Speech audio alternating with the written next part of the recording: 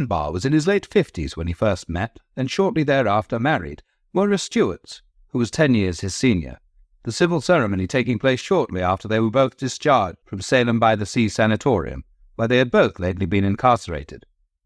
It was a first marriage for the pair of them, and as such, formed the loveless alliance of two empty hearts with one conjoined and twisted mind.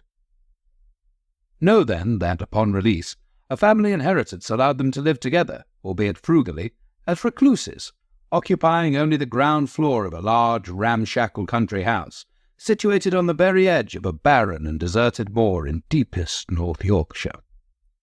They eschewed all further human contact in favour of their beloved menagerie of animals, being of that breed of animal lover who are, in turn, people-haters, and the local village folk quickly resolved to leave them well alone to their own mysterious devices.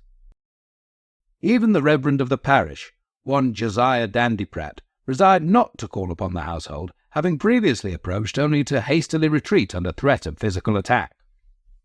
The postman was fortunate to be able to leave such mail as arrived in the post-box that stood by the gated entrance to the property. Only Roscoe Dimwitty, the grocer's muscular assistant, proved resolute enough to attend the property, and this by a blinkered pony and trap, on his fortnightly delivery of household supplies. Even so, the nearest he ever came into contact with the inhabitants was a fleeting shadow flickering upon the ever-shuttered window blind. Sufficient money and a list for the next delivery would miraculously materialize in an old enamelled bread bin that stood on the front porch, alongside which Dimwitty would stack their fortnightly order in crates, but never linger long enough to see the inhabitants collect the delivery.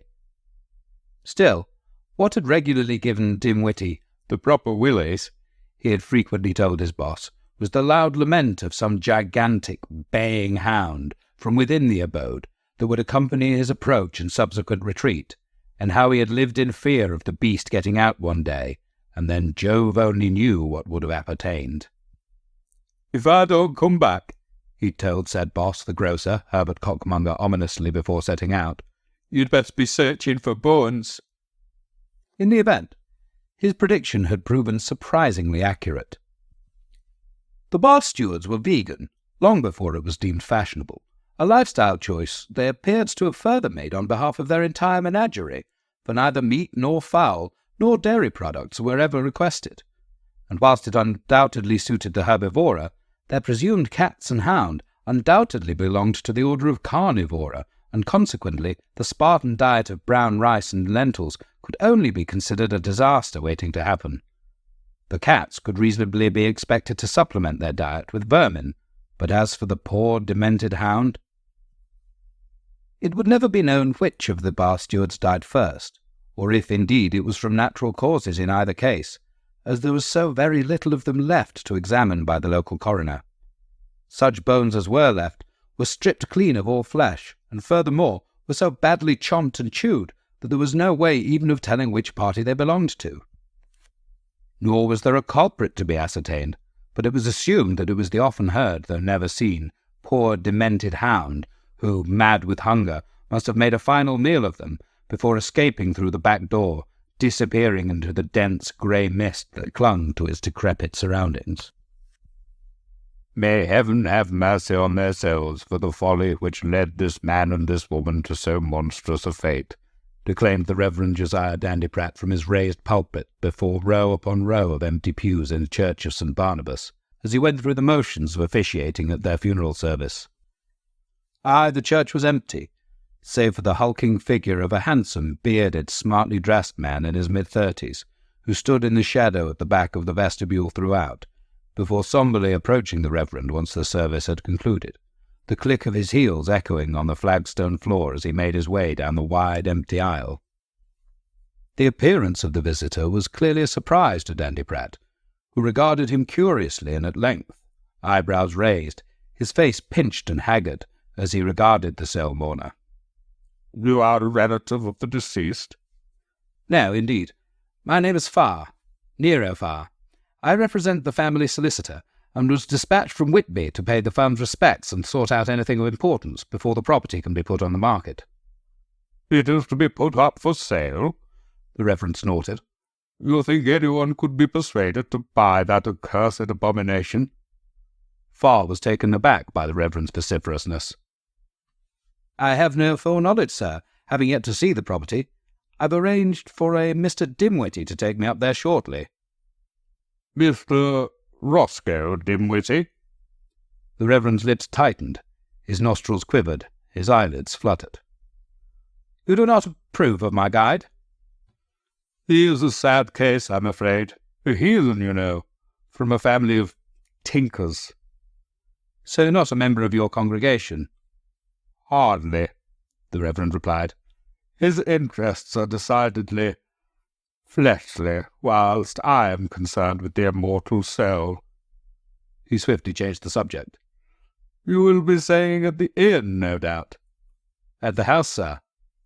"Then may God help you, young man." "Meaning?" "Meaning, I will remember you in my prayers. And now I have my sermon to prepare for the morrow, so if you will be so kind as to excuse me. Good day, sir." And with this, the Reverend turned his back and walked purposefully away, with buttocks clenched, disappearing up his own vestry. Perhaps surprisingly, Roscoe Dimwitty was to prove altogether more amenable.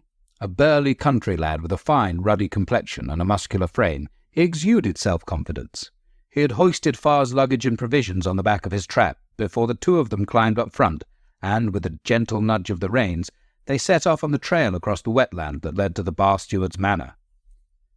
The trail took them directly through Ganderpoke Mire and approximately a half-mile from the village.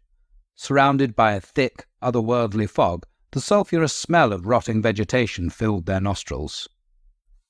"I'm much beholden to you, Mr. Dimwitty," Pharr remarked, reaching into the pocket of his waistcoat and retrieving his vinaigrette, in hope of stifling the stench that Dimwitty appeared accustomed to. "Nobody calls me Mr. round here, sir. Call me Ross." Roscoe Dimwitty grinned good-naturedly, revealing a fine set of teeth. "Ross it shall be, and you must call me Nero." "Couldn't do that, sir. Why, you being a gentleman." It was Pharr's turn to grin. He placed a friendly hand on Roscoe's firm, meaty thigh. "Don't be deceived by appearances," he rejoined. "We are much of a muchness under our clothes, I dare say."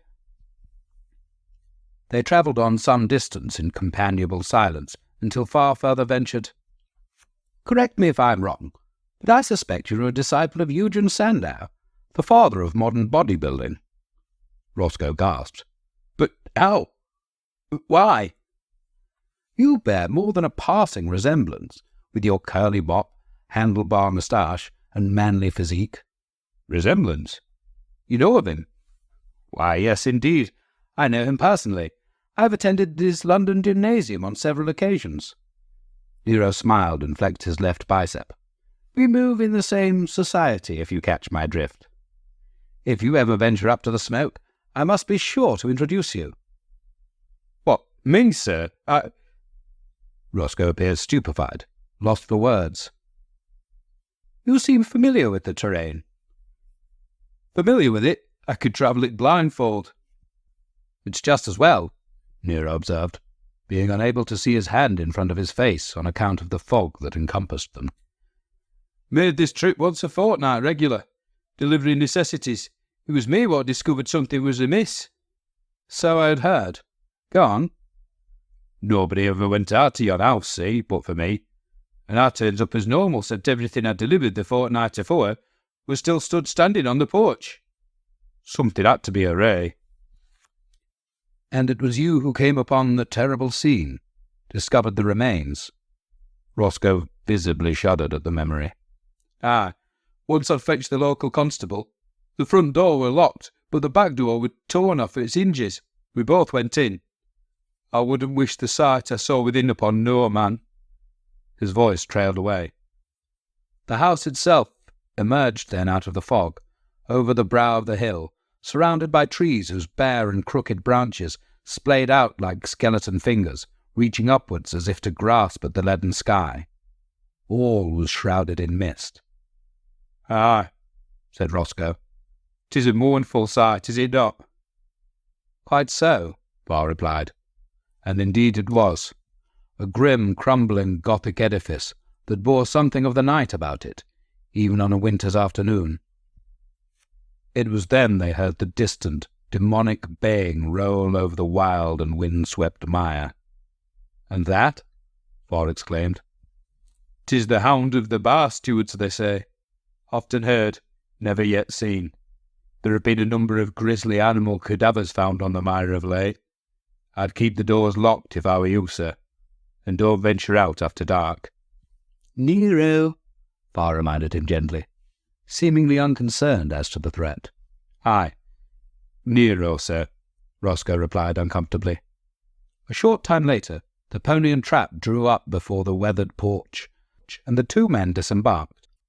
Up close, the house looked even more derelict than it had at a distance. Nero fumbled in his briefcase for the set of keys provided by his employer, as Roscoe hoisted his passenger's belongings down from the trap. The third key on the bunch that Nero tried turned effortlessly in the lock. He pushed the door open and was met by a smell akin to a farmyard. "Whiffs a bit, doesn't he?" Roscoe observed as he passed into the hallway, heaving Nero's trunk past him. "They had all kinds of animals. Kept 'em in the house with him. An odd setup, and that's a fact. They've all been cleared out since, though, them as hadn't died of starvation." The first door off the hallway that Nero opened just happened to be the study, with bureau and shelves, wall cupboards, and a desk bulging with ancient tomes and parchments. Roscoe peered over Nero's shoulder. "That's where we found him. What was left of him." "And the room? Is it as you found it?" "No, there was an old Turkish rug, as I recall, soaked in blood. It must have got taken away with the bones and manure." "And it was covering the pentagram?"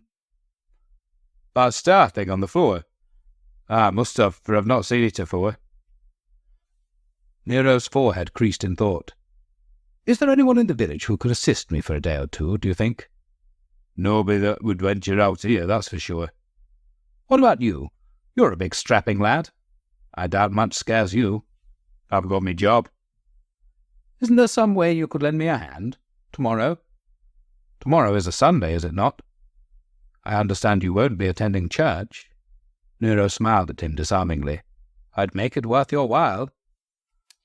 Roscoe gave it some thought. "What time would you be needing me?" "Late afternoon. Around sunset?" Dimwitty considered the proposal and finally nodded. Nero was fulsome with his thanks, and waved the fellow a hearty farewell from the front step, secure in himself that the lad was built ideally for his purposes. Pharr traversed the ground floor, throwing open the windows to allow the farmyard stench to escape its confines, only to be met by the stench from the mire. Giving it up as a bad job, he set about fueling the boiler in the kitchen to ensure a plentiful supply of hot water. He then set off to explore the upper floors. On the first floor, he found a guest bedroom, never used apparently, and smelling decidedly sweeter than the ground floor. This was where he decided to base his operations, and made up both the bed with linen from a blanket chest and the fire from logs that he brought up from the outhouse, neatly stacked and ready. He dined on provisions he had brought with him before retiring early. His slumbers were not to be troubled that night, not by the frequent rumblings within the abode, for not only the doors, but the windows seemed to rattle intermittently, as if an unseen hand was attempting to gain entrance. Once or twice, a shadow would darken the bedroom window, blotting out the moon, whilst at other times, the faint, far-away baying of a beast was carried on the wind. Nero, however, remained oblivious to all, and slept the sleep of the redeemed. Rising refreshed at 8 a.m., he cooked breakfast at the iron range, utilizing the limited kitchen utensils, taking an almost perverse delight in the knowledge that his bacon and eggs were undoubtedly the first to ever sully the cast-iron frying pan. Once sated, he made his lengthy preparations for the evening's events, prior to Dimwitty's arrival. The young fellow made his appearance shortly after sundown. As Pharr welcomed him into the hall, Roscoe asked, "Where should I start?" "Start?" "Sorting through the papers and packing." "What made you think that's why I needed you?" "Well, you being a solicitor." Nero laughed. "I'm not a solicitor. I'm a psychic detective." "Then what do I want?" "Simply for you to bathe and slip into the nightshirt I have prepared." "Eh?" I trust you have no objections. I believe you are from a culture that is open to the wider possibilities of the spiritual realm than the Orthodox Church offer. But why me? Because I require a virgin sacrifice for the banishing ritual I must perform this very night. And you being a bit previous? Roscoe spluttered. His protestations were ignored. Pharr fixed him with a mesmerizing stare. I am an empath and aware of that which is unspoken.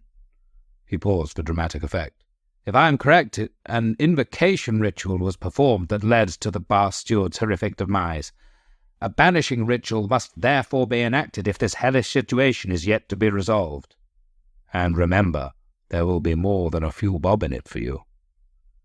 Without further argument, Roscoe complied, Pharr giving him further instruction as he followed him up the carpeted stairs towards the bathtub that had already been prepared with scented oils, herbs, and spices.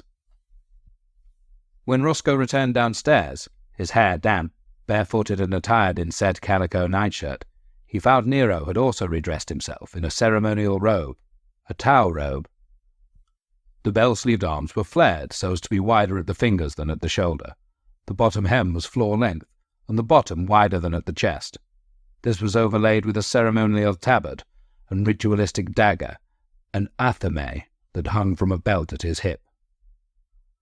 This robe is one of the vestments worn in the ceremonial magic I am regularly required to conduct, Nero explained to a wide-eyed dimwitty. It demonstrates physically, to both the conscious and unconscious, my spiritual intent to engage in the upcoming ritual. And with this, he led the way to the study door, and turning the knob, pushed it open. In the instant, Roscoe was met by a pungent scent in the air, one that masked the faded stench of the farmyard, a smell that was redolent of exotic spices with which he was wholly unfamiliar, patchouli being the most pungent, though unknown to him. Moreover, the room was ablaze with a multitude of candles that flickered in the draught that had been created. Meanwhile, the sign of the pentagram, drawn upon the floorboards, glowed with a luminosity that had not been apparent in daylight. Indeed, it seemed to pulsate in rhythm with an unheard beat, first brighter, then dimmer, then brighter again. Within the confines of the pentagram stood a rude altar. Before this, an intricately carved, high-backed dining chair with sturdy arms. This stood within feet of a lectern, with a gilt leather tome splayed upon it. Nero bid Roscoe step within the parameters of the marked enclosure and take up position upon the chair's cushioned seat. What is about to occur may alarm you, distress you, but under no circumstances must you leave this hallowed ground. Promise me. His alarm at Pharr's furious insistence, Roscoe frantically nodded his obedience. I shall attempt to keep you informed at every stage of the ritual, Nero assured him. Ritual? Dimwitty's lips quivered as he seated himself. Yes, ritual, Pharr replied. The lesser banishing ritual of the pentagram, a magical ceremony devised and used by the original Order of the Golden Shower. It is a mainstay in occultism, the performance of which is highly dynamic. You will witness that by the use of gesture, visualization, and the pronunciation of certain words of power, combining prayer and invocation, I will summon the dark forces into attendance. Pharr smiled. Enjoy, if you will, the theatrical aspect, if nothing else. Pharr then turned and stepped up to the lectern. The banishing ritual is conducted to expel any diabolic or hideous supernatural entities from the relative safety of this magician's circle. Raising his hands in supplication, Nero then began by invoking the astral forces, first reciting the Lord's Prayer.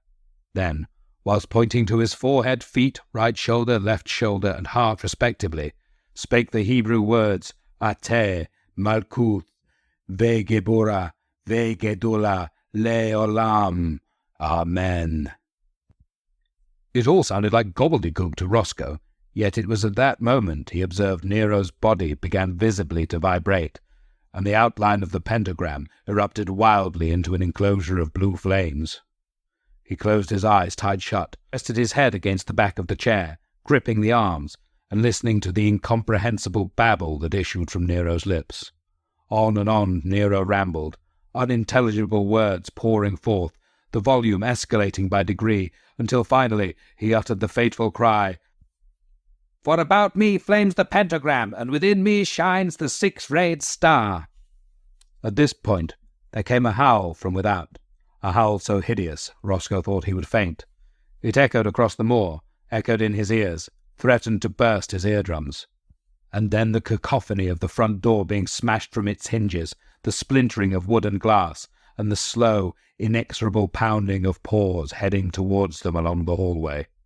Finally, the beast appeared in the study doorway and sniffed the air before rising on its back legs, bracing its front legs upon the door frame. Roscoe attempted to get to his feet, but Pharr's firm command that he should "sit" made him obey and sink back down again. The face of the beast was horrific to behold. It resembled not so much a hound as a wolf with the body of a man, metamorphosed and covered in fur. With the meeting of both eyebrows above the snout, curved claw-like fingernails, and low-set ears, it lurched side to side in a state of frantic and obvious arousal. It bared its pointed teeth then, and snapped them together, all dripping from its slobbering jaws, and, fixing its ravenous stare upon Dimwitty, it proceeded to skulk into the room on all fours with an undulating gait, momentarily at the fiery border of the pentagram, then, to Nero Pharr's seeming amazement, leapt over the barrier, then triumphantly within, and faced him, snarling with rage. Hurriedly, Pharr drew the ceremonial dagger from its scabbard, and raised it aloft so as to strike at the heart of the beast, only to be violently knocked aside by a mighty sweep of its taloned claw, which saw him crash into the writing desk, scattering documents to and fro as he crumpled against it, slid to the floor in an unconscious heap. And with a howl of triumph, the beast stealthily approached Roscoe Dimwitty. Dimwitty, for his part, seized the moment, reaching down to grasp the hem of his nightshirt, pulled it up to reveal his weapon, the gun. A Colt .45 revolver was strapped to his naked thigh, just as Pharr had earlier instructed, and, with one swift action, he yanked it from its holster and raised it towards the beast. The gun fired in a slurry of silver bullets, with at least one landing directly between the knitted eyebrows of his attacker. It staggered backwards upon impact, incandescent with rage, howling one last hideous howl before igniting into flames. Blue flames that burned fiercely and brightly until they left only a pile of ash upon the floor, at which point Roscoe passed out in a dead faint upon his throne. Roscoe woke to find himself tucked up in bed on the first floor, the aching head laid upon a feather pillow.